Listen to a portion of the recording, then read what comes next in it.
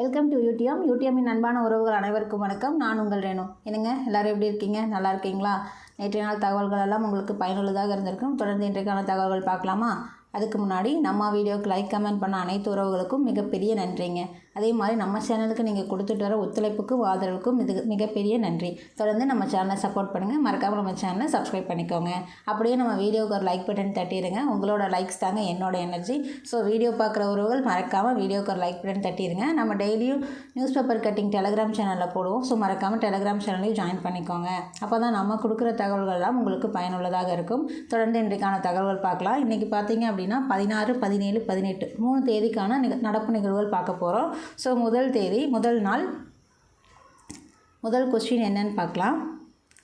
So 2025ஆம் ஆண்டுக்கான வேர்ச்சொல் தலித் இலக்கிய விருது யாருக்கு வழங்கப்பட்டது? ஸோ நமக்கு பார்த்தீங்க அப்படின்னா சிவகாமி அப்படிங்கிறவங்களுக்கு வழங்கப்பட்டிருக்காங்க.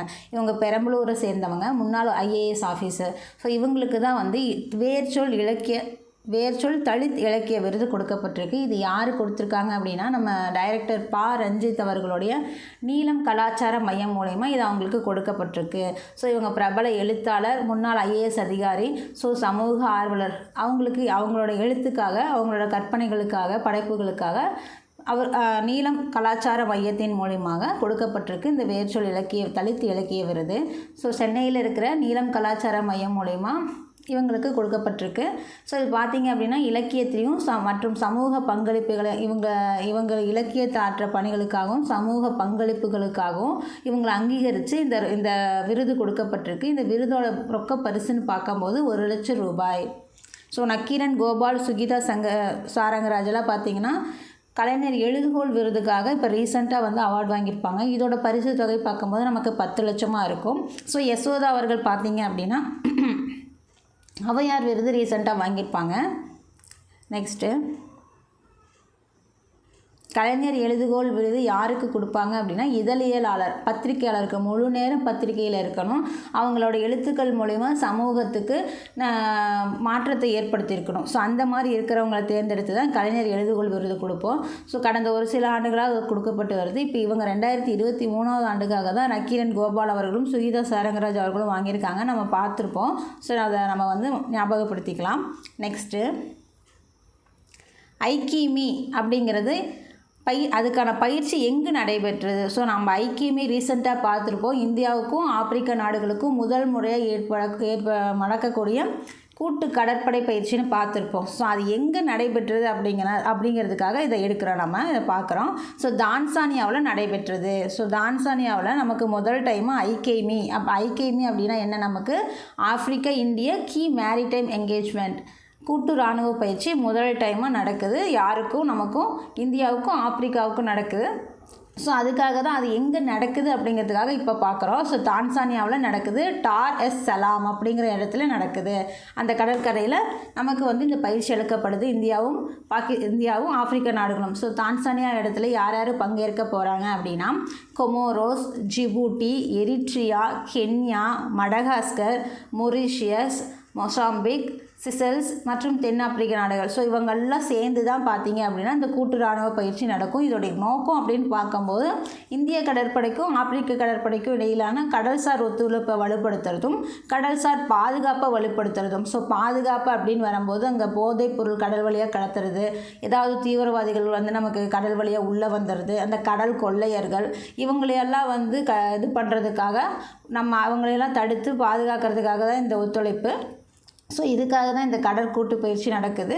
ஸோ நமக்கு இதிலேருந்து நம்ம என்ன தெரிஞ்சுக்கிட்டோம் அப்படின்னா ஐக்கியமி பயிற்சி வந்து தான்சானியாவில் நடைபெற்றிருக்கு. ஃபஸ்ட் டைமாக ஆப்பிரிக்கா கூட நடக்குது நம்ம கூட்டு இராணுவ பயிற்சி.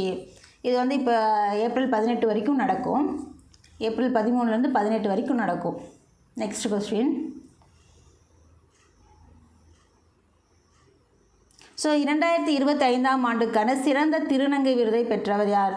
நமக்கு Ponni Revathi, A and B 2 பேருமே இந்த சிறந்த திருநங்கை விருதை வாங்கியிருக்காங்க.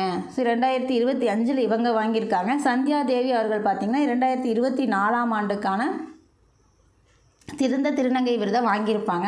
ஸோ சிறந்த திருநங்கை விருது எதுக்காக நம்ம அரசு கொடுக்குது, மாநில அரசு கொடுக்குறாங்க அப்படின்னா, அவங்களும் அவங்கள உயர்த்திக்கிட்டு தன்னைத்தானே வந்து அவங்களோட சொந்த முயற்சியில் அவங்களையும் மேன்மையான நிலைமைக்கு கொண்டு வந்து, அதுபோலவே அவங்களோட இருக்கிற திருநங்கையிலையும் முன்னுக்கு கொண்டு வர்றதுக்காக அயராது பாடுபடுறாங்க இல்லையா, அவங்களுக்காக கொடுக்கறது, அவங்களோட அந்த முயற்சியை பாராட்டி கொடுக்கறது தான் இந்த சிறந்த திருநங்கை விருது. ஸோ இந்த விருது பார்த்திங்க அப்படின்னா திருநங்கையோட நலனுக்காக அயராது பாடுபட்டு சமூகத்தில் ஒரு முன்மாதிரியாக திகழ்கிற திருநங்கைகளுக்காக வழங்கப்படுது. ஸோ அதே மாதிரி அவங்க பார்த்தீங்க அப்படின்னா இது 2021ஆம் ஆண்டு முதல் ஒவ்வொரு ஆண்டும் கொடுக்கப்பட்டு வருது அப்படிங்கிறத பார்க்குறோம். ஸோ அவர்களை பங்களிப்பு அங்கீகரித்து அவங்க, அதாவது நம்ம திருநங்கைகளை பார்த்துருப்போம். ஸோ அவங்க பார்த்தீங்க அப்படின்னா தன்னோட சொந்த முயற்சியில் ஏதாவது ஒரு சுயதொழில் இந்த மாதிரி ஏதாவது ஒன்று செஞ்சு அவங்களும் முன்னேறி அவங்களுக்கு ஈக்குவலாக பார்த்தீங்க அப்படி அவங்க கூட இருக்கிறவங்களையும் அதே அளவுக்கு முன்னேற்றாங்க இல்லையா, அவங்களோட கஷ்டங்கள்லையும் பாடுகள்லையும் அவங்களையும் முன்னேற்றாங்க இல்லையா. ஸோ அதை தான் அவங்க அங்கீகரித்து தான் நம்ம அரசு கொடுக்குறாங்க. ஸோ இது சிறந்த திருநங்கைக்கான விருது பார்த்திங்கன்னா 2021 கொடுக்கப்பட்டு வருது. இந்த டைம் பார்த்திங்கன்னா நாமக்கல் மாவட்டத்தை சேர்ந்த திருநங்கை ரேவதி அவர்களுக்கும் தூத்துக்குடி மாவட்டத்தை சேர்ந்த திருநங்கை பொன்னி அவர்களுக்கும் கொடுக்கப்பட்ட விருது. ஸோ இது பார்த்திங்க அப்படின்னா 2 பேருக்கும் 50,000 தலா 50,000 கொடுப்பாங்க. பாராட்டு சான்றிதழ் கொடுப்பாங்க. நமக்கு பார்த்திங்க அப்படின்னா திருநங்கைகளுக்காக நம்ம அரசு என்ன செய்கிறாங்க அப்படின்னா, நமக்கு எப்படி பெண்களுக்கு வந்து கட்டணமில்லா பேருந்து பயணம் இருக்கும், அதே மாதிரி திருநங்கைகளுக்கும் கட்டணமில்லா பேருந்து பயணம், அதே மாதிரி அவர்களோட உயர்கல்வி செலவை வந்து அரசே ஏற்கிறது. அதே மாதிரி நமக்கு புதுமை பெண் திட்டம் இருக்கு இல்லையா, அதாவது பெண்கள் 6 to 12வது வரைக்கும் படிச்சுட்டு காலேஜில் போய் படிக்கிறாங்க இல்லையா, அவங்களுக்கு மாதந்தோறும் 1000 ரூபா கொடுப்பாங்க புதுமை பெண் திட்டத்தின் மூலயமா, நமக்கு தெரியும். ஸோ அந்த திட்டத்தை வந்து விரிவு பண்ணியிருக்காங்க, திருநங்கையர்களுக்கும் சேர்த்து விரிவு பண்ணியிருக்காங்க. இந்த பட்ஜெட்டில் தான் விரிவு பண்ணியிருப்பாங்க, நம்ம பார்த்துருப்போம். ஸோ அதே மாதிரி அவங்கள வந்து ஊர்காவல் படையில் வந்து பணியில் அமர்த்தியிருக்காங்க. ஸோ முதல்ல ஒரு 50 பேர் அமர்த்துறதா சொல்லியிருந்தாங்க பட்ஜெட்டில். ஸோ ஊர்காவல் படையினா இந்த திருவிழாக்கள் இருக்கு இல்லைங்களா, ஸோ அங்கெல்லாம் பார்த்திங்கன்னா பந்தோபஸ்துக்காக எந்த பிரச்சனையும் வந்துடக்கூடாதுன்னு போலீஸ் போட்டிருப்பாங்களே, ஸோ அந்த மாதிரி இடங்கள்லையும் இவங்களை பணியமர்த்திருக்காங்க. இந்த அளவுக்கு நம்ம மாநில அரசு வந்து திருநங்கைகளுக்காக ஒரு முயற்சி எடுத்திருக்காங்க அப்படிங்கிறத பார்க்குறோம். ஸோ நெக்ஸ்ட்டு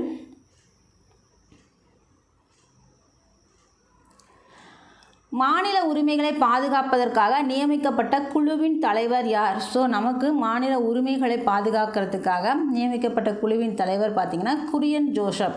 ஸோ இவர் ஒரு ஓய்வு பெற்ற நீதிபதி. ஸோ இவரை வந்து நமக்கு மாநில அரசு நியமிச்சிருக்காங்க, உயர்நிலை குழுவுக்காக நியமிச்சிருக்காங்க. ஸோ அதோட முழு நேர உறுப்பினராக பார்த்திங்கன்னா அசோக் வர்தன் செட்டி அவர்களையும் நாகநாதன் அவர்களையும் உறுப்பினர்களாக அப்பாயின்மெண்ட் பண்ணியிருக்காங்க. குரியன் ஜோசப்பை பார்த்திங்க அப்படின்னா குழுவின் தலைவராக அப்பாயின்மெண்ட் பண்ணியிருக்காங்க. ஸோ பார்க்கும்போது இந்த மாநில உயர்நிலை குழு எதுக்கு நமக்கு அப்படின்னா, எப்போ பாரு மத்திய அரசும் மாநில அரசுக்குள்ளேயே ஒரே ஒரு என்ன சொல்கிறது, ஒரே சண்டையாகவே பங்காளி தகராறாகவே இருக்குதா. ஸோ அதுக்காக ஒரு ஆய்வு குழு இது.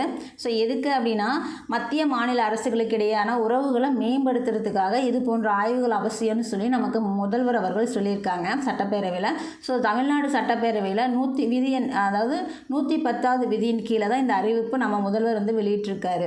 ஸோ அதோட தத்துவத்தின் அடிப்படையில் தான் இந்த குழு அமைக்கப்பட்டிருக்கு. என்ன தத்துவம் அப்படின்னா, மாநிலத்தில் சுயாட்சி, மத்தியில் கூட்டாட்சி அப்படிங்கிற தத்துவத்தின் அடிப்படையில் தான் இந்த குழு அமைக்கப்பட உள்ளது. ஸோ மாநில அரசோட சுயாட்சியில் மாநிலத்தில் வந்து மத்திய அரசு வந்து எந்த ஒரு கண்ட்ரோலும் கொண்டு வரக்கூடாது, எங்களுக்கு தேவையானது எங்களோட இதெல்லாம் எங்களுக்கு கரெக்டாக கொடுக்கணும், அதில் எந்த ஒரு பாரபட்சமும் பார்க்கக்கூடாது அப்படிங்கிறதுக்காக தான் இந்த மத்திய மாநில அரசுகளுக்கு இடையேனா உறவை மேம்படுத்துறது அப்படிங்கிறது. ஸோ இப்போ பார்த்தீங்க அப்படின்னா நமக்கு ஒரு சில விஷயங்களை சொல்லலாம், நிறையா பிரச்சனைகள் இருக்குது. ஒரு சில விஷயங்கள்னு சொல்லும்போது நமக்கு நீட் தேர்வுக்காக வந்து நமக்கு நீட் வேண்டாம் அப்படின்னு சொல்லி சட்டப்பேரவையில் ஒரு முடிவெடுத்து அந்த மசோதாவை குடியரசுத் தலைவரோட ஒப்புதலுக்கு அனுப்பியிருப்போம். ஸோ அந்த குடியரசுத் தலைவர் வந்து அதுக்கு ஒப்புதல் கொடுக்கல, மறுக்கப்பட்டுட்டாங்களே. ஸோ அது ஒரு பிரச்சனை. அதே மாதிரி நமக்கு தேசிய கல்விக் கொள்கை மூலயமா மும்மொழி கல்விக் கொள்கையை வந்து உள்ளே திணிக்கிறாங்க இல்லையா, அதுவும் நமக்கு பிடிக்கிறது இல்லையா. ஸோ அதுக்கும் ஒரு பிரச்சனை. இந்த மாதிரி மத்திய அரசால் வந்து அதே மாதிரி நமக்கு தேசிய கல்வியை ஏற்றுக்காததுனால என்ன நடந்துச்சு, சமக்கர சிக்ஷா திட்டத்தினால் நமக்கு பள்ளிக்கல்விக்கு கிடைக்க வேண்டிய 2500 கோடியும் நமக்கு கொடுக்கப்படலை. ஏன்னா நம்ம தேசிய கல்விக் கொள்கையை எடுத்துக்கல, ஏன்னா அங்கே மும்மொழி கல்வி இருக்குது, அதனால்.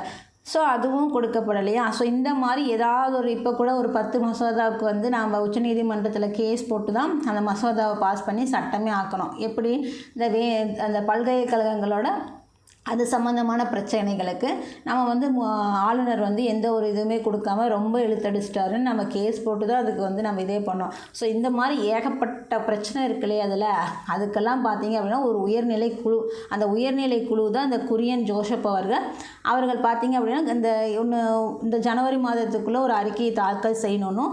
2 ஆண்டுகளுக்குள்ளே இந்த அறிக்கையை வந்து முடிச்சுக்கணும். இறுதி அறிக்கையை வந்து 2 ஆண்டுகளுக்குள்ளே முடித்து நமக்கு ரிப்போர்ட் கொடுக்கணும் அப்படிங்கிற மாதிரியும் சொல்லியிருக்காரு முதல்வர் அவர்கள்.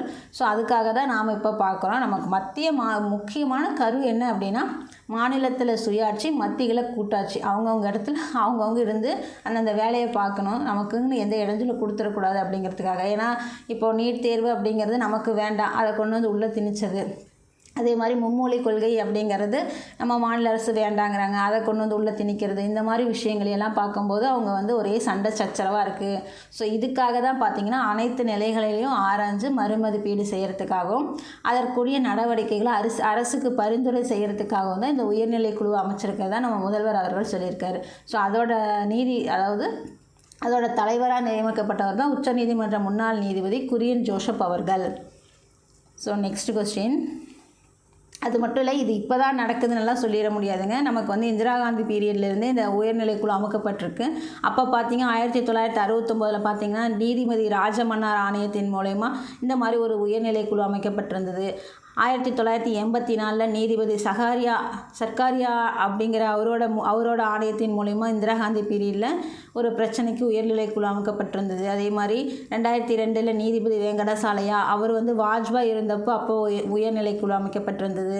2010 பார்த்தீங்க அப்படின்னா நீதிபதி பூஞ்ச் அப்படிங்கிறவரோட ஆணையத்தின் மூலயமா மன்மோகன் சிங்குக்கு, அப்போ பிரதமராக மன்மோகன் சிங் இருந்தார் 2010. ஸோ அப்போது ஒரு உயர்நிலைக்குழு அமைக்கப்பட்டு இந்த மாதிரி ஒரு பிரச்சனைகளுக்கெல்லாம் பார்த்தீங்க அப்படின்னா ஒரு தீர்வு காணப்பட்டது. அதே போல் 2025 இப்போ இந்த உயர்நிலைக்குழு நீதிபதி குரியன் ஜோசப் ஆணையத்தின் மூலயமா நடக்க போகுது. ஸோ அது நமக்கு இப்போ பிரதமர் யார்? நரேந்திர மோடி. ஸோ இதெல்லாம் வந்து இதுக்கு முன்னாடியே நடந்த ஒரு விஷயந்தான் இப்போ நமக்கு நடந்துகிட்ருக்கு. நெக்ஸ்ட்டு, சியாச்சின் தினம் எப்போது அனுசரிக்கப்படுகிறது? ஸோ நமக்கு சியாச்சின் தினம் பார்த்தீங்க அப்படின்னா ஏப்ரல் 13 அனுசரிக்கப்படுது. ஸோ சியாச்சின் அப்படின்னா நமக்கு தெரியும் காரகோர மலைத்தொடர்னு சொல்லுவோம் இல்லையா, அந்த இமயமலை பகுதிகளில். ஸோ அங்கேருந்து கடல் மட்டத்திலேருந்து 16,000 அடிக்கு மேலே நின்று நமக்காக பாதுகாப்பாக, நம்மளோட நாட்டுக்காக பாதுகாத்துட்ருக்கிற அந்த வீரர்களுக்கு அஞ்சலி செலுத்துறதுக்காக நம்ம இந்த நாளை அனுசரிக்கிறோம். ஸோ இந்திய இராணுவ வீரர்களோட வீரத்துக்கு மரியாதை கொடுக்கறதுக்காக. ஸோ அங்கே என்ன அப்படின்னு பார்த்தோம் அப்படின்னா நமக்கு பார்த்திங்கன்னா 1984 ஆப்ரேஷன்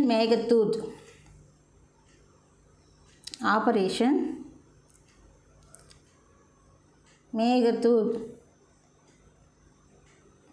அப்படிங்கிற ஒன்றை இந்திரா காந்தி பீரியடில் கொண்டு வந்தாங்க. ஏன் அப்படின்னா அந்த சியாச்சி அப்படிங்கிற அந்த பனிப்பாறை இருக்கலாம், அது நமக்கு ரொம்ப முக்கியமான ஒரு விஷயம். நம்ம பாகிஸ்தான் பார்த்திங்கன்னா அது எப்படியாவது பிடிச்சிடணும்னு சொல்லிட்டு சண்டைக்கு வந்துட்டுருக்குறாங்க. அதனால தான் இந்த ஆப்ரேஷன் மேகதூத்துன்னு ஒன்று நம்ம இந்திரா காந்தி பீரியடில் ஆரம்பித்து 1984 இதே ஏப்ரல் 13 ஆரம்பித்து அது பார்த்தீங்க அப்படின்னா அங்கே இராணுவ படைகளை நமக்கு வந்து பாதுகாப்புக்காக நிறுத்தியிருக்காங்க. ஏன்னா அந்த இடம் வந்து அவ்வளோ முக்கியமானது. அதுவும் இல்லாமல் அந்த இடத்துல வந்து நிற்கவே முடியாது அந்த அளவுக்கு. ஏன்னா இங்கே கடல் மட்டத்துலேருந்து 16,000 அடி உயரனா அது எவ்வளோ பனி, அது பேரே வந்து பனிப்பாறைன்னு வச்சுக்கோங்க அந்த இடத்துக்கு. ஸோ சியாச்சின் பனிப்பாறையை பற்றி உங்களுக்கு தெரிஞ்சிருக்கும்.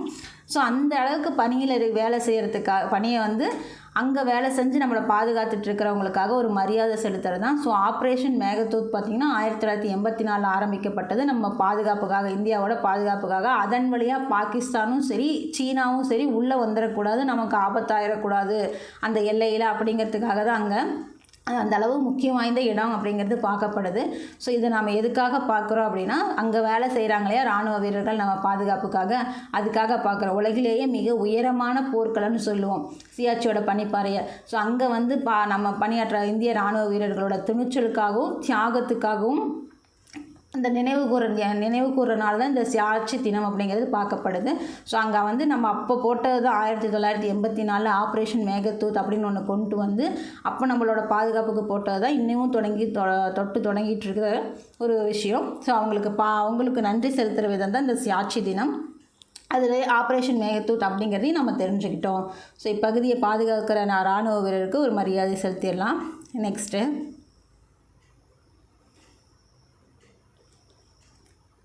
அடுத்தது 11வது இந்தியன் சூப்பர் லீக் கால்பந்து தொடரில் எந்த அணி சாம்பியன் பட்டம் வென்றது? நமக்கு பார்த்திங்க அப்படின்னா மோகன் பகான் சூப்பர் ஜெயண்ட் கால்பந்து அவங்க அந்த டீம் தான், கொல்கத்தா டீமு. ஸோ அவங்க தான் பார்த்திங்க அப்படின்னா நமக்கு கால்பந்து அணியில் சாம்பியன் பட்டம் வாங்கியிருக்காங்க. பெங்களூர் எஃப்சியை எதிர்த்து விளையாண்டு அவங்க வாங்கியிருக்காங்க. ஸோ 11வது இந்தியன் சூப்பர் லீக் கால்பந்து தொடரில் மோகன் பகான் சூப்பர் ஜெயின்ட் சாம்பியன் பட்டம் வென்றிருக்காங்க. ஸோ நமக்கு பார்க்கும்போது 2-1 அப்படிங்கிற கோல் கணக்கில் பெங்களூர் அணியை வீழ்த்தி சாம்பியன் பட்டம் வாங்கியிருக்கிறதா சொல்லியிருக்காங்க. ஸோ சாம்பியன் பட்டம் வாங்கினவங்களுக்கு 6 கோடியும், ஆப்போசிட்டில் விளையாண்ட பெங்களூர் அணிக்கு 3 கோடியும் பரிசு அப்படிங்கிற மாதிரி சொல்லியிருக்காங்க. இது பார்த்திங்க அப்படின்னா நம்ம மோகன் பகான் சூப்பர் ஜெயின்ட் கொல்கத்தா அணி இருக்கு இல்லையா, அவங்களுக்கு இது 2வது ISL பட்டம் அப்படின்னு சொல்கிறாங்க. ISL அப்படின்னா இந்தியன் சூப்பர் லீக்கு. ஸோ இது பார்த்திங்க அப்படின்னா கால்பந்து இந்தியன் IPL மாதிரி, இந்தியன் ப்ரீமியர் லீக் மாதிரி இது ISL Indian super league. Super லீக்குங்கும் போது அது கால்பந்து தொடர்புடையதுன்னு நமக்கு தெரியும். ஸோ அதில் பார்த்திங்க அப்படின்னா இந்த டீம் பார்க்கும்போது நமக்கு 2வது டைமாக வாங்கியிருக்காங்க. மொத்தமாக இவங்க பார்த்திங்க அப்படின்னா இந்தியாவோட கால்பந்து சாம்பியன் பட்டத்தை 7 வாங்கியிருக்காங்க இதோடு சேர்த்து அப்படிங்கிறத பார்க்குறோம். ஸோ சூப்பர் லீக்கில் 2 வாங்கியிருக்காங்க. அது மட்டும் இல்லாமல் கால்பந்து சாம்பியன் பட்டம் இந்தியாவோடது இது வரைக்கும் 7 வாங்கியிருக்காங்க அப்படிங்கிறத பார்க்குறோம். ஸோ மோகன் பகான் இதுவரைக்கும் மொத்தம் 7 முறை இந்தியாவின் முக்கிய கால்பந்து சாம்பியன் பட்டம் வச்சுருக்காங்க. நெக்ஸ்ட்டு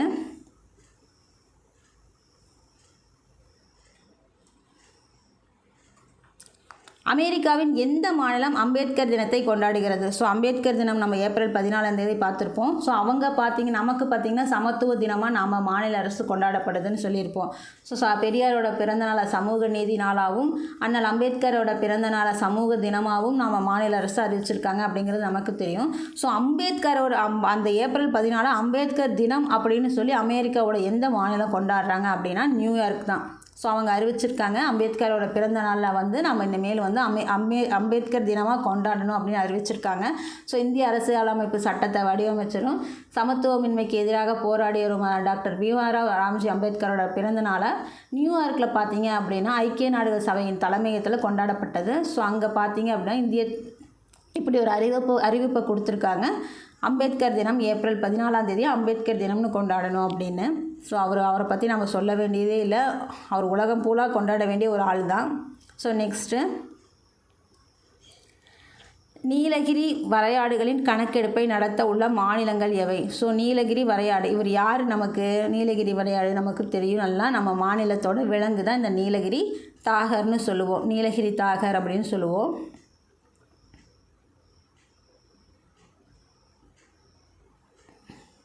ஸோ நீலகிரி தாகர்னாலும் நீலகிரி வரையாடுனாலும் நமக்கு ஒன்று தான். அதே மாதிரி நீல்கிரிஸ் ட்ராகஸ் ஹிலோரியஸ் அப்படிங்கிறது அவரோட சயின்டிஃபிக் நேம். இந்த நீலகிரி வரையாடோட சயின்டிஃபிக் நேம் தான் பார்த்திங்கன்னா நீல்கிரி ட்ராகஸ் ஹிலோரியஸ் அப்படிங்கிறது அவரோட சயின்டிஃபிக் நேமு. இது யார் எடுக்கிறாங்க இந்த கணக்கு அப்படின்னா வேறு யாரும் இல்லை, நம்ம தமிழ்நாடும் கேரளாவும் சேர்ந்து தான் எடுக்க போகிறாங்க. ஏன்னா அது பார்டரில் இருக்குது. ஸோ இது எதுக்காக இப்போ எடுக்கிறாங்கன்னா அந்த இரவிக்குளம் அப்படிங்கிற தேசிய பூங்காவில் இந்த கணக்கெடுப்பு நடக்க போகுது. ஸோ அந்த பூங்கா ஆரம்பித்து 50 ஆண்டுகளை நிறைவடைஞ்சிருச்சு. ஸோ அதை குறிக்கிற வகையிலையும் இதோட கணக்கு எடுக்கப்படுது அப்படிங்கிற மாதிரி சொல்கிறாங்க. ஸோ நீலகிரி தாகர் அப்படிங்கிறதும் நீலகிரி வரையாடு அப்படிங்கிறதும் ஒன்று தான், நம்ம மாநிலத்தோட விலங்கு. அதே மாதிரி நம்ம கேரள மாநிலத்தோட விலங்குன்னு பார்க்கும்போது இந்தியன் யானை அப்படின்னு சொல்லுவோம். ஸோ ஒவ்வொரு மாநிலத்துக்கும் ஒவ்வொரு விலங்கு இருக்கும் நமக்கு தெரியும். ஸோ இப்போ இதோட எண்ணிக்கை குறைஞ்சிட்டு வரதா கேள்விப்படுறாங்க நம்ம தமிழ்நாடு அரசு. அதன் மூலிமா பார்த்திங்க அப்படின்னா நமக்கு கூட இந்த நீலகிரி வரையாடு தினம் பார்த்திங்க அப்படின்னா 1975 நீலகிரி வரையாடு பற்றிய முதல் ஆய்வுகளோட முன்னோடியாக இருந்த டாக்டர் ERC டேவிதாரோட பிறந்த நாளை தான் அக்டோபர் 7 நீலகிரி வரையாடு தினம்னு நம்ம கொண்டாடுறோம். ஸோ அக்டோபர் 7 நீலகிரி வரையாடு தினம் கொண்டாடுறோம். அது எதுக்காக கொண்டாடுறோம் அப்படின்னா 1975 நீலகிரி வரையாடு பற்றிய முதல் ஆய்வுகளோட முன்னோடியாக இருந்த டாக்டர் ERC டேவிதாரோட பிறந்த நாளை தான் நம்ம நீலகிரி வரையாடு தினம்னு கொண்டாடுறோம். ஸோ இது பார்த்திங்க அப்படின்னா அவரை சிறப்பிக்க வரையில் கொண்டாடுற ஒரு விஷயம். நமக்கு இந்த திட்டம் நீலகிரி வரையாடு திட்டம்னு ஒன்று நம்ம முதல்வர் கொண்டு வந்தார். எப்போ அப்படின்னா 2023 அக்டோபர் 12 இதை கொண்டு வந்தார். ஏன்னா அந்த வரையாடுகளோட எண்ணிக்கை குறைஞ்சிட்ருக்கு, அவங்க பாதுகாக்கப்படணும் அப்படிங்கிறதுக்காக, அந்த ஆடுகள் பாதுகாக்கப்படணும் அப்படிங்கிறதுக்காக 2023 பார்த்திங்க அப்படின்னா அக்டோபர் மாதம் இந்த திட்டமே ஒன்று கொண்டு வந்திருந்தார்.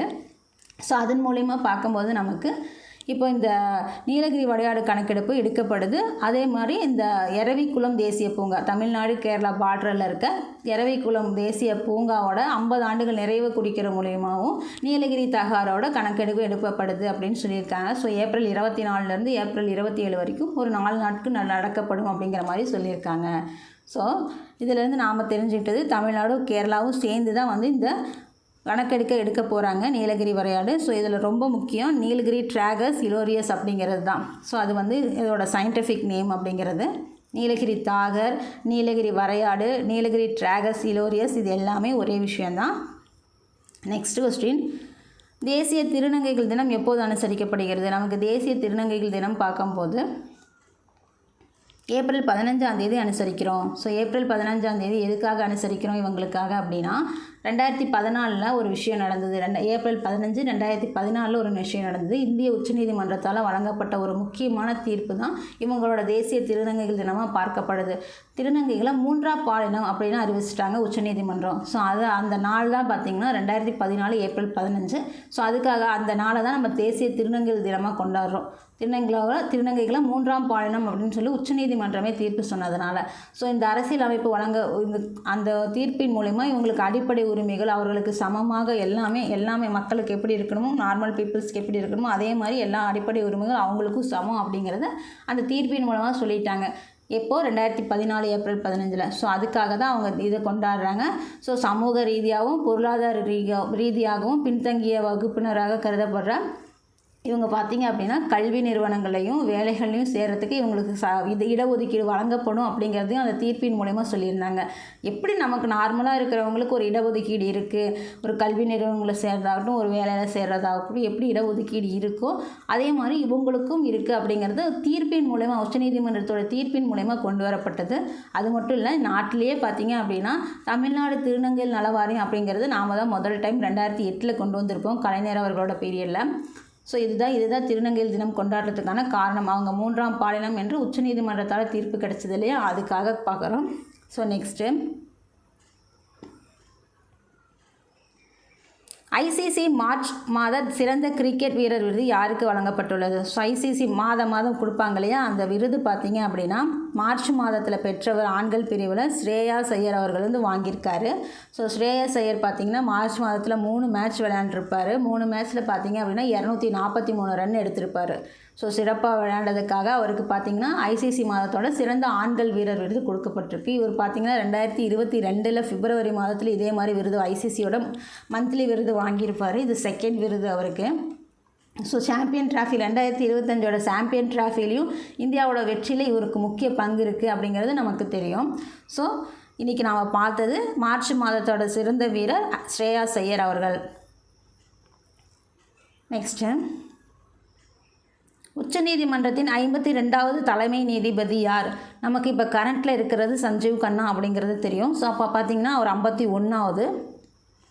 இப்போ 52வதாக ஒருத்தர் வரப்போகிறாரு. அவர் யார் அப்படின்னா பிஆர் கவாய்.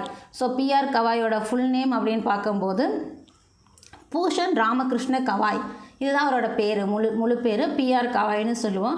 ஸோ 51வது தலைமை நீதிபதியாக சஞ்சீவ் கண்ணா அவர்கள் பார்த்திங்க அப்படின்னா மே 13 ஓய்வு பெற இருக்கார். ஸோ மே 14 இவர் வந்து தலைமை பொறுப்புக்கு வரப்போகிறாரு அப்படிங்கிறதுக்காக நாம் இப்போ பார்க்குறோம். ஸோ இவர் பார்த்திங்கன்னா மத்திய அரசோட ஒப்புதலுக்கு அனுப்பியிருக்காங்க. ஸோ உச்சநீதிமன்றத்தோட அந்த ஒப்புதல் கிடைச்சிது அப்படின்னா உச்சநீதிமன்றத்தோட 52வது தலைமை நீதிபதியாக மே 14 பூஷன் ராமகிருஷ்ண கவாய் அவர்கள் வந்து பதவி ஏற்க போகிறாரு. ஸோ இவர் பார்த்திங்க அப்படின்னா நமக்கு 2019 மே 24 உச்சநீதிமன்ற நீதிபதியாக பதவி ஏற்றார். அதுக்கப்புறம் இப்போ உச்சநீதிமன்றத்தோட தலைமை நீதிபதியாக வரப்போகிறாரு. ஸோ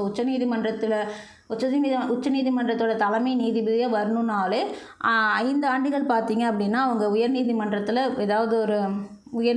அவங்க 5 ஆண்டுகள் நீதிபதியாக பணியாற்றிருக்கணும் அப்படிங்கிறது நமக்கு தெரியும். ஸோ அதன்படி பார்த்திங்கன்னா 2019 ஒரு உச்சநீதிமன்றத்தோட நீதிபதியாக ஆயிட்டார். ஸோ இப்போ உச்சநீதிமன்றத்தோட தலைமை நீதிபதியாக மே 14 ஆக போகிறாரு. இவர் பார்த்திங்கன்னா 52வது தலைமை நீதிபதினு பார்க்கப்படுது.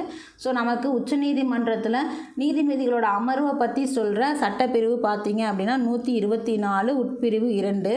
அதே மாதிரி இதுக்கு குடியரசுத் தலைவர் ஒப்புதல் கொடுப்பாங்க. கொலிஜியம் நமக்கு நீதிபதிகளை கொலிஜியம் மூலயமா அமைப்பின் மூலயமா தான் ஒப்புதலுக்கு அனுப்புவாங்க அப்படிங்கிறது நமக்கு நல்லா தெரியும். ஸோ அந்த கொலிஜியம் மூலயமா பரிந்துரைக்கப்பட்டது யாருக்கு போகும்? குடியரசுத் தலைவருக்கு போகும். ஸோ அவங்களோட ஒப்புதல் கிடைக்கணும் இல்லையா? அந்த ஒப்புதல் பற்றி சொல்கிறது தான் 126 சட்டப்பிரிவு. நீதிபதிகளோட அமர்வை பற்றி சொல்கிறது 124 உட்பிரிவு 2. ஸோ இதன் கீழே தான் இந்த உச்சநீதிமன்றத்தில் நீதிபதிகள் அமர்வை பற்றி பார்க்குறோம். ஸோ இதுக்கு இப்போ நம்ம பார்த்த விஷயம் என்ன அப்படின்னா, உச்சநீதிமன்றத்தோட 52வது தலைமை நீதிபதியாக இருக்கிறவர் வரப்போகிறவர் PR கவாய் அவர்கள். அவங்க மே 14ஆம் தேதி பதவி ஏற்பாங்க அப்படிங்கிறது பார்க்குறோம். இவரோட உச்சநீதிமன்ற நீதிபதிகளோட ஓய்வு வயது பார்த்திங்கன்னா 65. நெக்ஸ்ட்டு இப்போ ஜோய்மாலியா ஃபாக்ஸி பார்த்துருப்போம். இப்போ தான் வந்து கொல்கத்தா உயர்நீதிமன்றத்திலேருந்து அங்கே போட்டிருப்பாங்க உயர்நீதிமன்றத்துக்கு. அருண்பள்ளி பார்த்துருப்போம். யார்? ஜம்மு காஷ்மீர் மற்றும் லடாக்கோட உயர்நீதிமன்ற நீதிபதி அப்படிங்கிறத, தலைமை நீதிபதி அப்படிங்கிறத பார்த்துருப்போம்.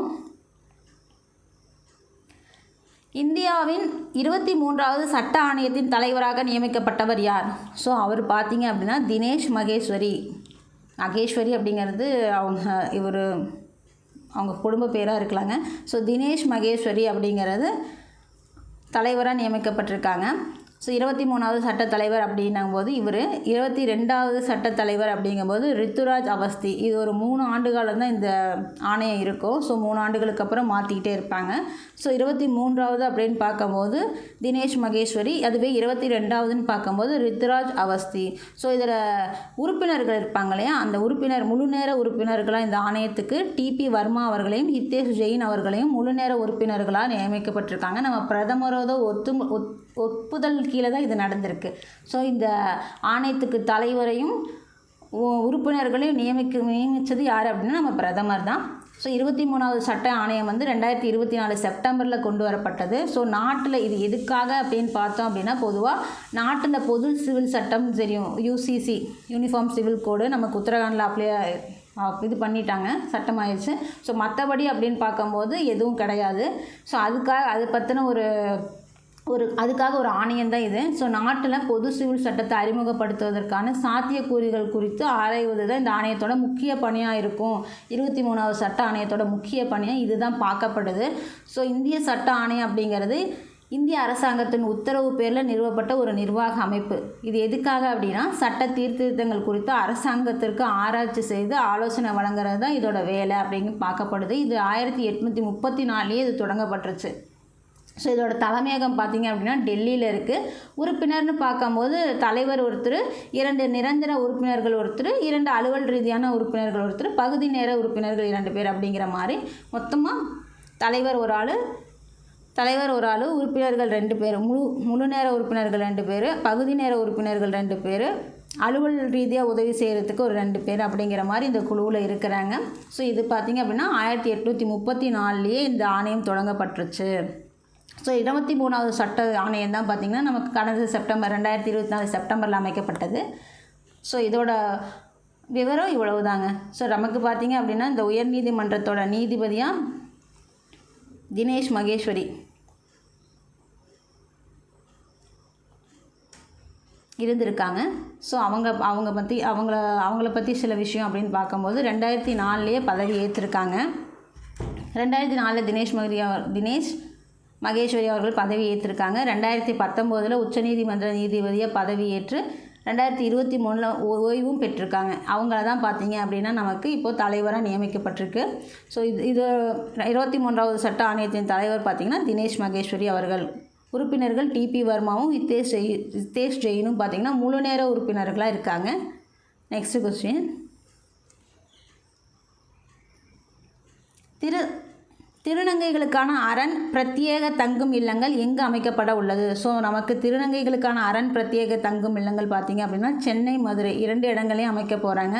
ஸோ அரண் அப்படிங்கிற பேரில் அரசும் தனியாரும் சேர்ந்து தான் அவங்களுக்கு இப்போ எப்படி தோழி விடுதிகள் வந்து அரசு கட்டி கொடுக்குறாங்களோ வேலை செய்கிற பெண்களுக்காக பாதுகாப்புக்காக அவங்க வந்து தங்கறதுக்காக, அதே மாதிரி தான் திருநங்கைகளோட பாதுகாப்புக்காக அரண் அப்படிங்கிற பெயரில் அரசு பார்த்திங்கன்னா தங்கும் இல்லங்கள் வந்து அமைக்க போகிறாங்க. நமக்கு எங்கே அப்படின்னா சென்னையிலையும் மதுரையிலையும் அமைக்க போகிறாங்க. இது யார் நமக்கு சொல்லியிருக்காங்க அப்படின்னா சமூக நலன் மற்றும் மகளிர் நலன்துறை அமைச்சர் கீதா ஜீவன் வந்து சட்டப்பேரவையில் இதை நமக்கு சொல்லியிருக்காங்க.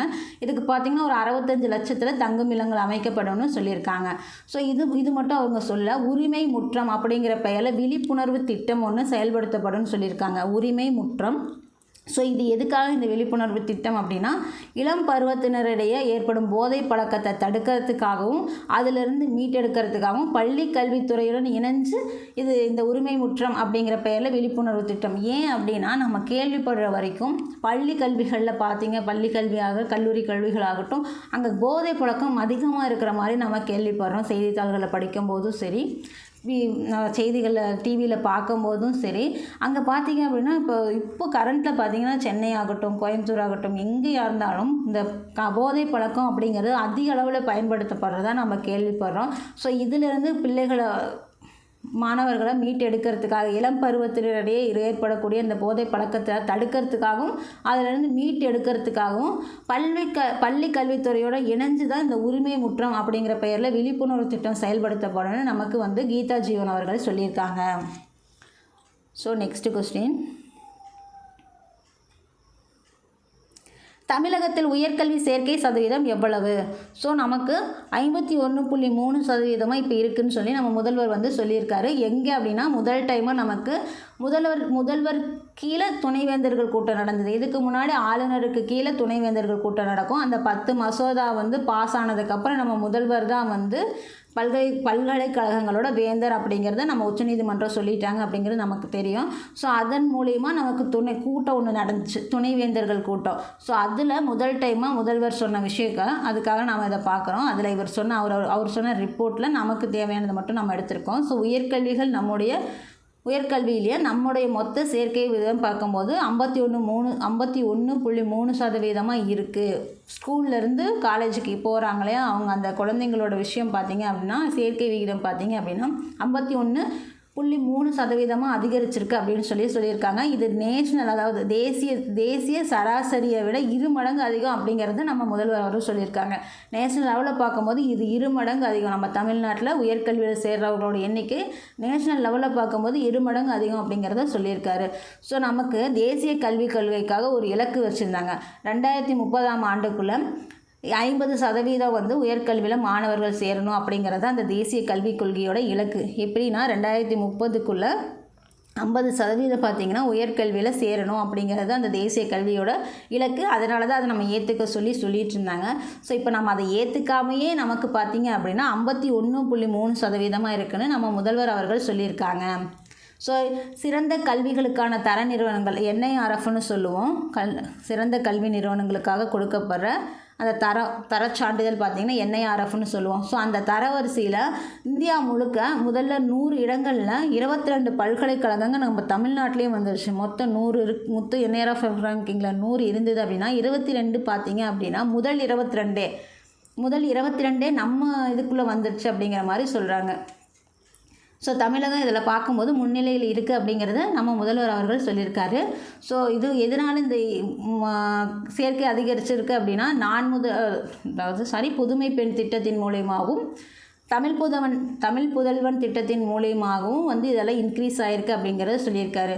அது மட்டும் இல்லை, நமக்கு பார்த்திங்க அப்படின்னா நான் முதல்வன் திட்டத்தின் மூலயமா இதுவரைக்கும் 27 லட்சம் மாணவர்களுக்கு பயிற்சி அளித்து 1,19,000 மாணவர்கள் வந்து வேலைவாய்ப்பு பெற்றுள்ளனர் அப்படின்னு சொல்லியிருக்காங்க. நான் முதல்வன் திட்டம் அப்படிங்கிறது அவங்களுக்கு பயிற்சி கொடுத்து, வேலைகளுக்கான பயிற்சியை கொடுத்து அவங்களுக்கு வேலை வாங்கி கொடுக்கறது தான் நான் முதல்வன் திட்டம். அது பார்த்திங்கன்னா நமக்கு 2022 ஆகஸ்ட் 29 தொடங்கப்பட்டது. ஸோ இது பார்க்கும்போது 27 லட்சம் பேருக்கு வந்து வேலைவாய்ப்புக்கான ட்ரைனிங் கொடுத்து அதில் 1,19,000 பேர் வந்து திறன் மேம்பாடு அடைஞ்சு அவங்களோட வேலைவாய்ப்பு பெற்றிருக்காங்க அப்படிங்கிறத நம்ம முதல்வர் சொல்லியிருக்காரு நான் முதல்வன் திட்டத்தின் மூலயமா. ஸோ இதெல்லாம் வந்து நமக்கு அங்கே துணைவேந்தர்கள் கூட்டத்தில் நம்ம முதல்வர் கொடுத்த ரிப்போர்ட்டு. ஸோ நெக்ஸ்ட்டு IWLF தடகள ஆணையத்தின் தலைவராக தேர்ந்தெடுக்கப்பட்டவர் யார்? ஸோ IWLF அப்படின்னா என்ன? நமக்கு இந்தியன் வெயிட் லிஃப்டிங் ஃபெடரேஷன் குத்துச்சண்டை சம்மேளனம் பளுதூக்கும் சம்மேளனம் சொல்லுவோம், இந்திய பளுதூக்கும் சம்மேளனம் சொல்லுவோம் அதுதான். So Indian weight lifting federation அப்படிங்கிறது தான் IWLF அப்படிங்கிறது. ஸோ சாய்கோ மீராபாய் சானு இவங்க தான் வந்து தலைவராக தேர்ந்தெடுக்கப்பட்டிருக்காங்க. ஸோ இவங்க பார்த்திங்கன்னா 2025 புதிதாக நிறுவப்பட்ட தடகள ஆணையத்தோட தலைவராக வந்து ஒலிம்பிக்கில் வெள்ளிப்பதக்கம் வாங்கின சாய்கோ மீராபாய் சானு வந்து தேர்ந்தெடுக்கப்பட்டிருக்காங்க. இவங்க மணிப்பூரை சேர்ந்தவங்க. இப்போ பார்த்திங்கன்னா அப்படின்னா IWLFோட புதிதாக நிறுவப்பட்ட 2025 புதிதாக நிறுவப்பட்ட தடகள ஆணையத்தோட தலைவராக வந்து தேர்ந்தெடுக்கப்பட்டிருக்காங்க. இவங்க பார்த்திங்கன்னா நமக்கு ஒலிம்பிக்கில் தங்கப்பதக்கம் வாங்கி கொடுத்தவங்க. ஸோ மணிப்பூரை சேர்ந்தவங்க. ஸோ ஒலிம்பிக்கில் மட்டும் இவங்க சாதனை பண்ணலை, நமக்கு காமன்வெல்த் சாதனைகளும் பண்ணியிருக்காங்க. எங்கே அப்படின்னா கோல்ட் கோஸ்ட் நகரத்தில் நடந்த ஆஸ்திரேலியாவோட கோல்ட் கோஸ்ட் நகரத்தில் நடந்த 2018 தங்கம் வாங்கியிருக்காங்க. அதே மாதிரி இங்கிலாந்தில் ஃபர்மிங்காம் அப்படிங்கிற பிளேஸில் நடந்த காமன்வெல்த் போட்டியில் 2022 வாங்கியிருக்காங்க. ஸோ இதெல்லாமே உங்களோட சிறப்பு. இவங்களை வந்து சாய்கோ மீராபாய் சானுவை வந்து IWLFோட தலைவராக போட்டிருக்காங்க. PT உஷா வந்து ஒலிம்பிக் சங்க தலைவர். தேவேந்திர ஜஜாரியா அவர் வந்து பாராலிம்பிக் சங்க தலைவர் அப்படிங்கிறது நமக்கு தெரியும். ஈக்குவடார் அதிபராக தேர்ந்தெடுக்கப்பட்டவர் யார்? ஸோ ஈக்குவடாரோட அதிபராக இப்போ நம்ம டேனியல் நொபோவா, அவர் ஆல்ரெடி இருந்தவர் தான். இந்த டைமும் போட்டியிட்டு 50% மேலே வாக்குகள் வாங்கி வெற்றி அடைஞ்சிருக்காரு டேனியல் நொபோவா அப்படிங்கிறவர். ஸோ நமக்கு பார்த்தீங்க அப்படின்னா காபோன் நாட்டோட அதிபராக பிரைஸ் நுகுமா அவங்க வந்து தேர்ந்தெடுக்கப்பட்டிருக்காங்க. அதே மாதிரி நமீபியாவுக்கு இப்போ பார்த்துருப்போம், நமீபியா நாட்டோட அதிபர் நெடும்போ நந்தி அப்படிங்கிறத பார்த்துருப்போம். ஸோ மார்க் கார்னி அவர்கள் வந்து கனடாவோட அதிபராக வந்திருப்பார் அப்படிங்கிறத பார்த்துருப்போம். நெக்ஸ்ட் கொஸ்டின், 2025 உலக வானிலை தினத்தையொட்டி இந்திய கடற்படை நடத்திய மேகாயான் 25 என்ன வகை நிகழ்வாகும்? ஸோ நமக்கு மார்ச் 23 முடிஞ்சிருச்சு உலக வானிலை தினம் அப்படிங்கிறது நமக்கு தெரியும். ஸோ அது அந்த நாளை ஒட்டி இந்திய கடற்படை நடத்தின மேகாயான் 25 அப்படிங்கிற பேரில் நடந்த ஒரு நிகழ்ச்சி கீழ்கண்ட எதோட குறிக்கிறது அப்படிங்கிறது கொஸ்டின். ஸோ நமக்கு இது பார்த்திங்க அப்படின்னா கடல்சார் மற்றும் வானிலை கருத்தரங்கை பற்றி குறிக்கிறது. ஸோ வேர்ல்டு மெட்டராலஜிக்கல் டே எப்படி பார்த்திங்க அப்படின்னா மார்ச் 23 முடிஞ்சிருச்சு. WMOன்னு சொல்லுவோம், உலக வானிலை தினம். வேர்ல்டு மெட்டராலஜிக்கல் டே அப்படின்னு சொல்லுவோம், மார்ச் 23 முடிஞ்சிருச்சு. அப்போது ஒரு விஷயம் நடந்தது, இந்திய கடற்படை நடத்திய மேகாயான்ங்கிற பேரில் மேகாயான் 25 அப்படிங்கிற பேரில் ஒரு விஷயம் நடந்தது. அது என்ன அப்படின்னா கடல்சார் மற்றும் வானிலை கருத்தரங்கு. இந்த நிகழ்வோட பேர் தான் மேகாயான் 25. ஏற்பாடு பண்ணது நம்ம இந்திய கடற்படை தான் ஏற்பாடு பண்ணியிருக்காங்க. இது மூன்றாவது பதிப்பு. ஸோ இது நமக்கு பார்த்திங்க அப்படின்னா நௌசேனா பவன் அப்படிங்கிற புதுடெல்லியில் இருக்கிற ஒரு இடத்துல நடந்தது. நௌசேனா பவன் அப்படிங்கிறது இடத்துல புதுடெல்லியில் நடந்தது அப்படிங்கிறது பார்க்கப்படுது. ஸோ இந்த நிகழ்வு எதுக்காக உலக வானிலை தினத்தை கொண்டாடுவதை குறித்தும் மற்றும் கடல்சார் துறையில் விழிப்புணர்வு, ஒத்துழைப்பு இது எல்லாத்தையும் பார்க்குறதுக்காக தான் வந்து இது நடந்தது. இந்த மீட்டிங் நடந்தது. இந்த மீட்டிங் பார்த்திங்க அப்படின்னா தலைமை தாங்கினவர் அட்மிரல் தினேஷ் அதாவது கடற்படை தளபதி அட்மிரல் தினேஷ் கே திரிபாதி அவர்களால் வந்து தொடங்கி வைக்கப்பட்டது. இவர் நேரில் வரல, காணொலியில் ஜூம் மீட்டிங்கில் தான் வந்து இது ஓப்பன் பண்ணார். ஸோ இணையத்தின் மூலியமாக இது கலந்துக்கிட்டார் அப்படிங்கிறது நாம் பார்க்குறோம். இது எதுக்காக?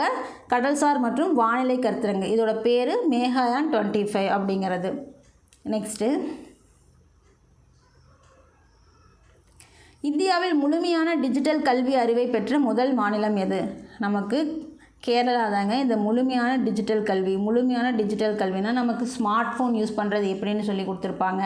லேப்டாப்ஸு, கணினி, அதே மாதிரி இந்த ஸ்மார்ட் ஃபோன்ஸ் யூஸ் பண்ணி நம்ம அரசோட முக்கிய தகவல்களை எப்படி தெரிஞ்சுக்கிறது அப்படிங்கிற மாதிரி சொல்லி கொடுத்துருப்பாங்க. இது எதுக்காக அப்படின்னா கேரளா இது ஒரு திட்டமே இருக்குது, பிரதான் மந்திரியோட திட்டம் இருக்குது. ஸோ பிரதான் மந்திரி கிராமின் டிஜிட்டல் சாக்ஷரதா அபியான் PMGDISKன்னு சொல்லுவோம் இங்கிலீஷில் சொல்லும்போது. ஸோ பிரதான் மந்திரி கிராமின் டிஜிட்டல் சாக்ஷரதா அபியான் அப்படிங்கிற திட்டத்தின் கீழே தான் பார்த்திங்க அப்படின்னா இந்த மத்திய அரசு இதை செயல்படுத்திட்டு வருது. இந்த திட்டமானது February 8, 2017 கொண்டு வரப்பட்டது மத்திய அரசால். ஸோ இதன் கீழே கேரளா அரசு பார்த்திங்க அப்படின்னா டிஜி கேரளா அப்படிங்கிற பேரில் இந்த செயல்பாட்டை எடுத்து நடத்திட்டுருக்காங்க. ஸோ இதன் மூலயமா நமக்கு முழுமையான டிஜிட்டல் கல்வி 60 வயசு இருக்கிற வரைக்கும் 14 வயசில் இருந்து 60 வயசு வரைக்கும் இந்த திட்டத்தின் மூலயமா செயல்படுத்தி அவங்களுக்கு பார்த்திங்க அப்படின்னா ஸ்மார்ட் ஃபோன்ஸ் எப்படி யூஸ் பண்ணுறது, அதாவது டிஜிட்டலில் எப்படி யூஸ் பண்ணிக்கிறது அப்படிங்கிறது தெரிஞ்சுக்கிறது, அந்த வீடியோ காலிங் எப்படி பண்ணுறது, வாய்ஸ் காலிங் எப்படி பண்ணுறது, இது எல்லாமே அதில் இருக்கும். ஸோ கணினி, செல்ஃபோன் உள்ளிட்ட டிஜிட்டல் கருவிகள் மற்றும் இணையதள பயன்பாட்டை பயன்படுத்தி பயிற்சி அளிப்பது தான் இந்த திட்டத்தோட நோக்கமாகவே சொல்கிறாங்க. ஸோ 14 வயசுலேருந்து 60 வயசு வரைக்கும் இந்த பயிற்சி அளிக்கப்படணும் அப்படின்னு சொல்லியிருக்காங்க. ஸோ அந்த வகையில் நமக்கு டிஜிட்டல் முழுமையான டிஜிட்டல் கல்வி அறிவு பெற்ற முதல் மாநிலமாக நமக்கு கேரளா இருக்குது அப்படிங்கிறத பார்க்குறோம். ஸோ இது பார்த்திங்க அப்படின்னா 2019 31 40% கிராமப்புறங்களில் இருக்கிற 40% குடும்பங்களை சேரணும் அப்படிங்கிறது தான் இந்த திட்டத்தோட நோக்கமாகவே இருந்துச்சு. இப்போ அதில் பார்த்திங்க அப்படின்னா டிஜி கேரளா அப்படிங்கிற பேரில் நமக்கு 21 லட்சம் மூத்த குடிமக்களுக்கு, ஏன்னா கேரளாவில் மூத்த குடிமக்கள் அதிகம்னு நமக்கு தெரியும். ஸோ மூத்த குடிமக்களுக்கு டிஜிட்டல் கல்வி பயிற்சி அளிக்கப்பட்டிருக்கிறதா அந்த மாநிலத்தில் நமக்கு அறிக்கை சொல்லியிருக்காங்க. ஸோ டிஜி கேரளா மூலம் டிஜி கேரளா அப்படிங்கிற அமைப்பின் மூலம் மத்திய அரசு செயல்படுத்திகிட்ருக்கிற இந்த திட்டத்தின் கீழே டிஜி கேரளா அப்படிங்கிற பேரில்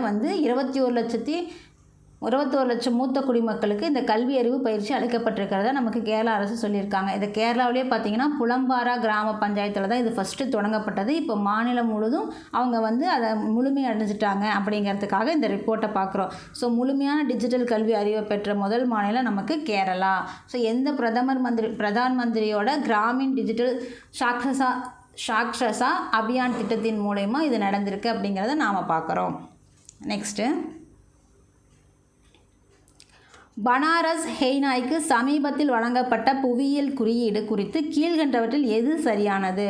நமக்கு பனாரஸ் ஹெய்னாய் அப்படிங்கிறது இது வாரணாசி கைவினைஞர்களோட கலாச்சார மரபுக்கு அங்கீகாரம் அளிக்குது. ஸோ வாரணாசி கைவினைஞர்களோட கலாச்சார மரபுக்கு அங்கீகாரம் அளிக்குது. பனாரஸ் ஹெய்னாய் அப்படின்னா ஒரு பீப்பி மாதிரி மரத்தில் செய்யப்பட்ட ஒரு பீப்பி. ஸோ அது ஒரு இசை கருவி. ஸோ அதுக்கு பார்த்திங்க அப்படின்னா இப்போ நமக்கு இது கிடச்சிருக்கு, புவிசார் குறியீடு கிடச்சிருக்கு. அதுக்காக தான் நாம் இப்போ பார்க்குறோம். ஸோ வாரணாசி கைவினைஞர்களோட கலாச்சார மரபுக்கு அங்கீகாரமாக புவிசார் குறியீடு கிடச்சிருக்கு. இது ஒரு இசைக்கருவி. இது எங்கே யூஸ் பண்ணுவாங்க அப்படின்னா, அதாவது இந்த கோயில்களில், திருமணங்களில், அந்த மாதிரி பாரம்பரிய நிகழ்ச்சிகளில் இது இசைக்கப்படக்கூடிய இசைக்கருவி. இது நமக்கு சொல்லும்போது அது எப்படி சொல்கிறது, பீப்பி தாங்க, அந்த பீப்பி மாதிரி இருக்கும். அது வாயில் வச்சு யூஸ் பண்ணுற ஒரு இசைக்கருவி தான். ஸோ அது பார்த்திங்க அப்படின்னா இந்த புவிசார் குறியீடு பெற்றிருக்கு அப்படிங்கிறதுக்காக நாம் பார்க்குறோம். ஸோ இதற்கு எப்படி தயாரிப்பாங்க அப்படின்னா, சீசாம் மற்றும் சாக்வான் மரங்களை யூஸ் பண்ணி தான் இந்த பீப்பி செய்வாங்க அப்படின்னு சொல்லியிருக்காங்க. இந்த இசைக்கருவி செய்வாங்கன்னு சொல்லியிருக்காங்க. இதை தயாரிக்கிறதுக்கு ஒரு கருவிக்கு 2லேருந்து 3 நாட்கள் ஆகும்னு சொல்லியிருக்காங்க. இதை உலக அளவில் பிரசித்தி அடைய செய்தது யார் அப்படின்னா, அந்த பனாரஸோட கலாச்சார தூதர் உஸ்தாத் பிஸ்மில்லா கான். இவர் தான் பார்த்திங்கன்னா இந்த செனாய் கருவியை உலகளாவிய அங்கீகாரத்துக்கு உயர்த்தினார் அப்படிங்கிறத பார்க்குறோம். ஸோ இதில் நாம் தெரிஞ்சுக்கிட்ட விஷயம், பனாரஸ் ஹெய்னா அப்படிங்கிறது ஒரு இசைக்கருவி.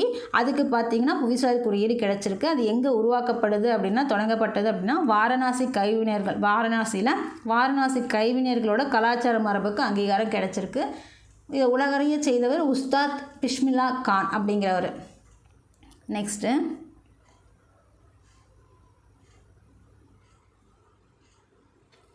தெலுங்கானா அரசு சமீபத்தில் வெப்ப அலை மற்றும் வெயில் தாக்கங்களை எந்த வகையாக அறிவித்து நிவாரணம் வழங்க உத்தரவிட்டது?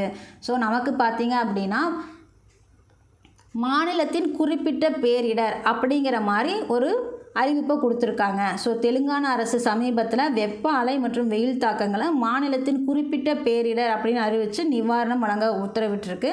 4 லட்சம் நிவாரணம். ஸோ இது பார்த்திங்க அப்படின்னா, நமக்கு கடந்த ஆண்டுலேயே நம்ம தமிழ்நாட்டில் இந்த அறிவிப்பு கொடுத்து அதே 4 லட்சம் நிவாரணமும் கொடுத்துருந்தாங்க. ஸோ இப்போ அதுக்கப்புறமா பார்த்திங்கன்னா, தெலுங்கானா அரசு இந்த வெப்ப அலையை, இந்த வெயிலால் ஏற்படுற இந்த தாக்கத்தினால உயிரிழக்கிறாங்க இல்லையா, அவங்களால அந்த ஹீட் ஸ்ட்ரோக்குலாம் சொல்லுவோம். ஸோ அந்த மாதிரியெல்லாம் வராங்க இல்லையா, அவங்களுக்காக, அந்த குடும்பத்துக்காக ஒரு நிவாரண நிதி அறிவிப்பு கொடுத்துருக்காங்க.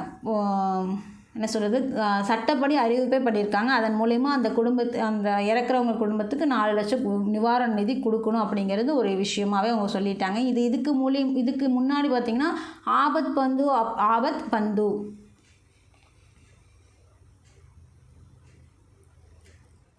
பந்து அப்படிங்கிற திட்டத்தின் மூலயமா 50,000 கொடுத்துட்ருந்தாங்க. ஸோ இப்போ பார்த்திங்க அப்படின்னா அதுக்கு ஒரு சட்டமே கொண்டு வந்து வெப்ப அலை மற்றும் வெப்ப தாக்கங்களுக்காக ஒரு அரசு அறிவிப்பே கொண்டு வந்து, சட்டம் இல்லை, அரசு அறிவிப்பே கொண்டு வந்து மாநிலத்தின் குறிப்பிட்ட பேரிடருக்காக 4 லட்சம் நிவாரணம் கொடுப்போம் அப்படின்னு சொல்லி அறிவிப்பே மாநில அரசு கொடுத்துருக்காங்க தெலுங்கானாவில். இது நமக்கு முன்னாடியே நடந்துருச்சு தமிழகத்தில். உலக ஹீமோபோலியா தினம் எப்போது அனுசரிக்கப்படுகிறது? ஸோ உலக ஹீமோபோலியா தினம் பார்த்திங்கன்னா நமக்கு ஏப்ரல் 17. ஸோ ஹீமோபோலியா தினம் அப்படின்னா நமக்கு அதோட தீம் பார்க்கும்போது access for all, women and girls bleed ரத்தம் வெளியேறது. ஸோ அனைவருக்கும் அணுகல், பெண்கள் மற்றும் சிறுமிகளுக்கு இரத்தப்போக்கு ஏற்படுகிறது அப்படிங்கிறத இதுக்கான கருப்பொருள். இரத்தப்போக்கு அப்படின்னா நமக்கு உடலில் காயம் ஏற்படுதுன்னு வச்சுக்கோங்களேன், அதுக்கு சிறிது நேரத்தில் அது வந்து உறைஞ்சு நிற்கணும். அப்படி உறைஞ்சு நிற்காமல் அந்த காயத்துலேருந்து ரத்தம் வழிஞ்சு ஓடிட்டே இருக்குது அப்படின்னா அதை தான் இந்த ஹீமோபோலியா அப்படிங்கிற வியாதியை சொல்கிறோம். ஸோ அதுக்கான தினமாக தான் இது பார்க்கப்படுது. ஸோ அப்போ அந்த மாதிரி நமக்கு போகுது அப்படின்னா, இப்போ பெண்களை குறிப்பாக எதுக்காக சொல்கிறோம் அப்படின்னா, இந்த பிரசவ காலங்கள்லையோ இல்லை மாதவிடாய் காலங்கள்லையோ பார்த்தீங்க அப்படின்னா உங்களுக்கு ஒரு 3லேருந்து 4 நாளுக்குள்ளே அந்த இரத்தப்போக்கானது நிற்காமல் போயிட்டே இருக்குது. அவங்களுக்கு ஒரு 10 to 15 days இப்படி நடந்துக்கிட்டு இருக்குது அப்படின்னா அது ஒரு பிரச்சனை. ரத்தம் வந்து வலிஞ்சு, அதாவது கண்டினியூஸாக போயிட்டுருக்கிறது ஒரு நோய் அப்படிங்கிறதுனால அதில் அவங்களுக்கு விழிப்புணர்வு ஏற்படுத்தணும் பெண்களுக்கும் சிறுமிகளுக்கும் அப்படிங்கிறதுக்காக பார்க்கப்படுற ஒரு நாள் தான் பார்த்திங்கன்னா உலக ஹீமோபோலியா தினம். ஒரு காயம் ஏற்பட்டுச்சுன்னா அந்த ரத்தம் வந்து கொஞ்சம் நேரத்தில் உறைஞ்சிடணும். கண்டினியூஸாக அது வளைஞ்சிட்டே இருக்குன்னா அது ஒரு நோய் அப்படின்னு சொல்கிறாங்க. அந்த நோயை தான் பார்த்திங்கன்னா ஏப்ரல் 17 விழிப்புணர்வு நாளாக நம்ம உலக ஹீமோபோலியா தினமாக நாம் அனுசரிக்கிறோம். ஸோ இதோட கருப்பொருள் பார்க்கும்போது அனைவருக்கும் அணுகல், பெண்கள் மற்றும் சிறுமிகளுக்கும் இரத்தப்போக்கு ஏற்படுகிறது அப்படிங்கிறத அவங்களுக்கு புரிய வைக்கணும். ஸோ அடுத்த கொஸ்டின், உலக குரல் தினம் எப்போது அனுசரிக்கப்படுகிறது? ஸோ நமக்கு உலக குரல் தினம் பார்த்திங்க அப்படின்னா ஏப்ரல் 16. நம்ம வாய்ஸ் இருக்கு இல்லையா, அதோட பாதுகாப்பு பற்றி சொல்கிறது தான். ஸோ இப்போ நமக்கு அந்த பாதுகாப்பு, நம்ம குரலை எப்படி பாதுகாக்கணும் அப்படிங்கிறதுக்கான ஒரு விழிப்புணர்வு நாள் தான் இது. ஸோ கருப்பொருள் பார்த்திங்கன்னா உங்கள் குரலுக்கு வலு சேர்க்கவும், எம்பவர் யுவர் வாய்ஸ் அப்படிங்கிறது தான் இந்த ஆண்டுக்கான கருப்பொருள். ஸோ உலக குரல் தினம் அன்றைக்கி எல்லோரும் வாய்ஸை பத்திரமா பார்த்துக்கணும் அப்படிங்கிறது. ஏன்னா நமக்கு வாய்ஸ் அப்படிங்கிறது நம்மளோட அடையாளமே அதுதான். இப்போ இன்னாரை நம்ம நினச்சோம், இன்னாரை பற்றி யோசித்தோம் அப்படின்னா, இப்போ தளபதி பற்றி யோசிக்கிறோம் அப்படின்னா ஒரு தளபதியோட டைலாக் தான் வரும் இல்லையா? அந்த மாதிரி அவங்களோட வாய்ஸ் வந்து அந்த அளவுக்கு முக்கியம். அதை பாதுகாக்கிறதுக்கான ஒரு விழிப்புணர்வு நாள் தான் பார்த்திங்கன்னா இந்த ஏப்ரல் 16 வேர்ல்டு வாய்ஸ் டே. கருப்பொருள் அப்படிங்கும்போது எம்பவர் யுவர் வாய்ஸ் அப்படிங்கிறது தான்.